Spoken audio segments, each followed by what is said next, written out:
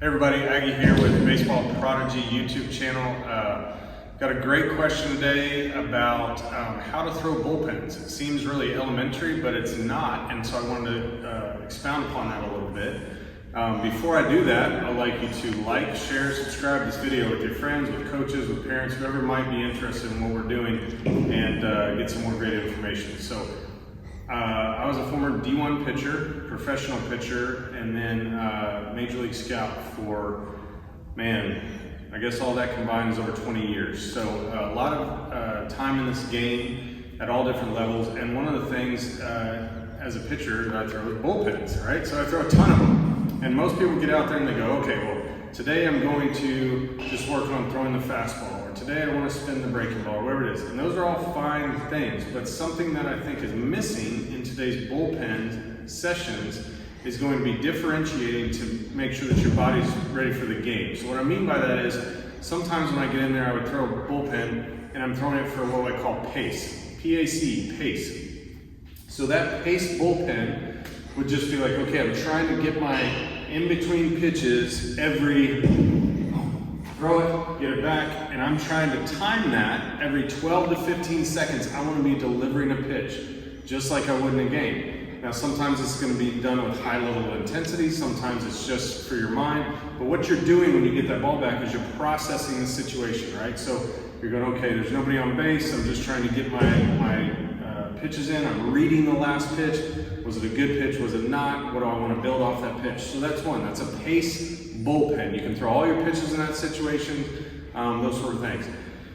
The next one is what we call a chaos bullpen, okay? And it's exactly like it sounds. So what I'm doing is I'm putting myself in a full windup, nobody on, nobody out, I'm facing the 4-hole hitter. This is all mental stuff. And then I'm gonna throw the next pitch as if that guy just got a double. And you go, wait a second, you don't wanna be having that negative reinforcement. Okay, fine.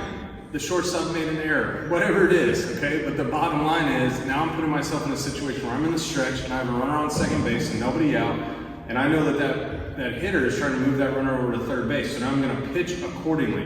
And then I'm playing out the scenario based on my execution of the pitches. So if I make 3 really good pitches, and I go, hey, popped him up, right? And the guy stays at second base. And now that situation changes again.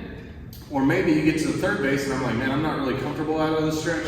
So I'm gonna go back to the windup, less than 2 outs, runner on third base. So what I'm doing is I'm creating a chaotic, game-like situation, again, building off the 12 to 15 seconds in between pitches, so that I'm working fast, throwing strikes, keeping my defense in the game, but mentally, I'm changing the scenario. And I think that's really important, because so many young pitchers today just get up there and they go, 1,000, 2,000, not literally count, but they get up there and they pitch, and then they make the next pitch. You want to create chaos in your brain so that it's going to be exactly like what it is in the game, so that you don't become overwhelmed when you get in those situations. And then we have what's called a cruise bullpen, okay? And the cruise bullpen is, I'm throwing a pitch, and I'm throwing at a certain speed consistently, right? And I'm just trying to get feel for stuff. So you have pace, chaos, and cruise. Those cruise bullpens, that's kind of like guys that I used to watch growing up, the Greg Maddoxes, the Roger Clemens, the different people like that. They might have been able to throw at a higher velocity, but they put on the brakes, so to speak, and just work on mechanical things in their bullpens so that their body would just get comfortable with the path, get comfortable with the motor pattern, right? Repeatability, we talk about it all the time, repeatability on the mound. So today, parents, kids, it doesn't matter what age you are, pace bullpens, chaos bullpens, and cruise bullpens. They're all equally as important, but start to implement them so that you can become as good as you possibly can be. As always, enjoy the game.